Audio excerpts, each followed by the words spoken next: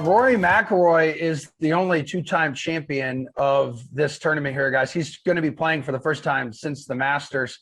He's also plus 1,600. I think Webb Simpson also has the same odds. Yes, he does. But let's talk Rory here. Plus 1,600. Too long, too short, Reid. What do you think?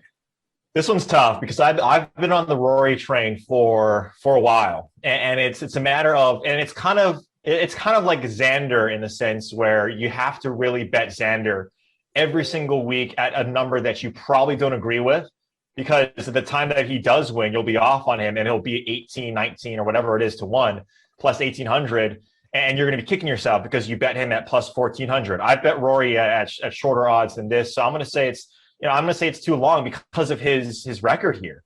His record here is just, it's remarkable. And if you're going to be out on Rory, it is not this tournament. This is a tournament that you want to be in on Rory. And if finally, if he does what he's been doing over the past handful of weeks at Quail Hollow, where he's absolutely dominated, then yeah, it's probably a longer test for Rory to get back into our good graces. But right now, I'm taking a look, like you mentioned, Emerson, if other guys like Webb, who's been struggling a little bit, is at the same number here. And yes, I'd rather go with a guy like Bryson.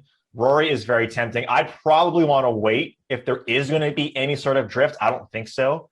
But I don't see this number going any shorter, Geoff. I think you can wait and be patient on this one. If you can see a better number, maybe creep up at the end, like towards the end of the week when the tournament's about to start, because Rory at this tournament, it's a match made in heaven.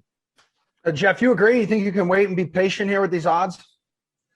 I mean, you definitely can. And look, it's tempting, like Reid said. I mean, Rory's a difficult one to figure out right now. I mean, if you've been betting him at these odds, yeah, this probably isn't the place to get off. At the same time, I'm not going to recommend you start betting Rory at these odds. It hasn't been profitable. I mean, he's gone like over a year at the without a win, and he's at these odds like almost every week at this point. So, for Rory to we've seen players miss a couple cuts and then come back and bounce back with a win at really good odds. Webb did it last year. Dustin did it last year. We've seen other guys do it.